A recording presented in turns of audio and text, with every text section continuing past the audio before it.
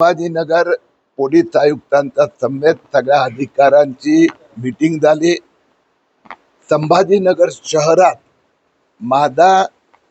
मी आज 112 असे अर्जदार की ज्यांच्याकडे त्यांचं संभाजीनगर भारतात जन्म झाल्याचे कोणतेही पुरावे नाही, त्याची तक्रार सगळे पुरावे आयुक्तांनी मला आणि उपविभागीय अधिकारी यांनी प्रॉमिस केलं आहे की लवकरात लवकर 2-4 दिवसात गुन्हा दाखल होणार.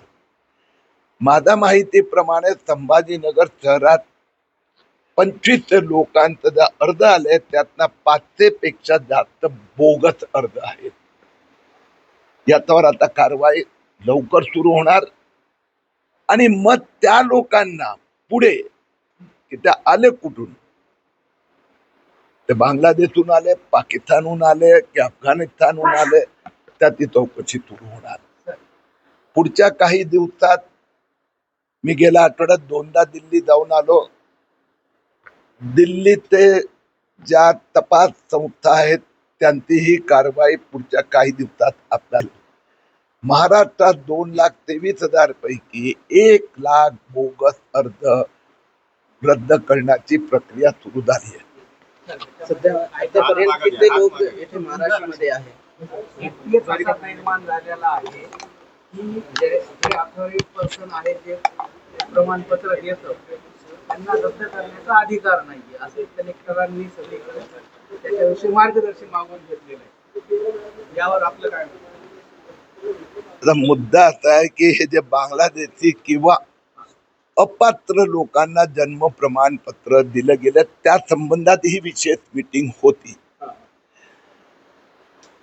यातल्या अनेकांनी बोगस फर्जी प्रमाणपत्र दिले. जसं मी उदाहरण देतो, एका व्यक्तीने अर्ज दिला, जिल्हाधिकारीने त्याला प्रमाणपत्र दिलं, त्याच्यात लक्षात आलं की त्यांनी गेजेट करून त्याचं नाव बदललं, जन्मतारीख बदलली, म्हणजे तो आहे कुठे. यात काही दिवसात ATS आणि NIA पण या इन्व्हेस्टिगेशन मध्ये एंट्री करणार.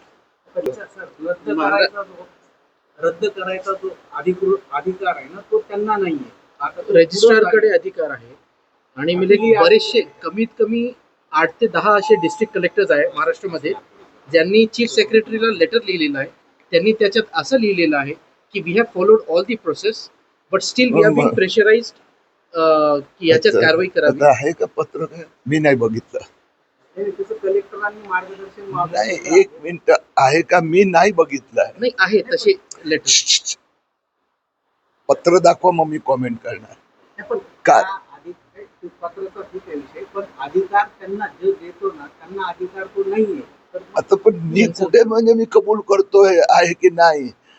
मुद्दा असा आहे की तुम्ही काल्पनिक प्रश्न विचारणार तर मी तुम्हाला 1 मिनिट, अरे पत्र तुझ्याकडे नाही माझ्याकडे नाही, पत्र मी आहे नाही तर दाखवा. आम्ही बघितलेलं आहे. नाही ते बघितलंय तर कोणी काही फर्जी सध्या हो, मग तुम्ही बघितलेलं फर्जी असू शकतं म्हणून. आणि तुम्हाला 8-10 कलेक्टरचं पत्राची प्रत तुमचा ते जाऊ द्या. मुद्दा असा आहे की 2,23,000 अर्ज आले, त्यातनं 79 स्थगिती देण्यात आली आणि ते 79चं आता पुन्हा सुनावणी होणार हे डिक्लेअर झालं. दुसरी गोष्ट, 1,23,000 जन्म प्रमाणपत्र दिले, त्यातनं 40,000 नायब तहसीलदारनी दिले. ज्यांना अधिकार नव्हते ते जिल्हाधिकाऱ्यांना कंपल्सरी रद्द करण्याची प्रक्रिया सुरू झाली, त्यांनी रद्द केले. आता उरले 83,000. ते 83,000 मध्ये आतापर्यंत 17 FIR झालेले आहेत. 17 गावात डिस्क्रिपन्सीज आहेत त्याच्यात ते दाखल झाले. तर 1 मिनिट, कलेक्टरची भाषा तर कलेक्टर उत्तर देणार. फ्रॉड फोर्जरीचे FIR झाले, अनेक लोक गिरफ्तार झाले, अटक झालेली आहे.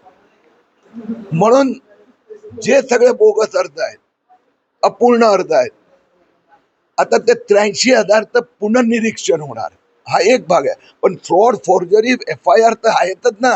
त्यात काही ठिकाणी तहसीलदारला अटक झाली, म्युन्सिपाल्टीच्या अधिकाऱ्यांना अटक झाली, एजंटला झाली, वकिलांना झाली. एक हिंदी में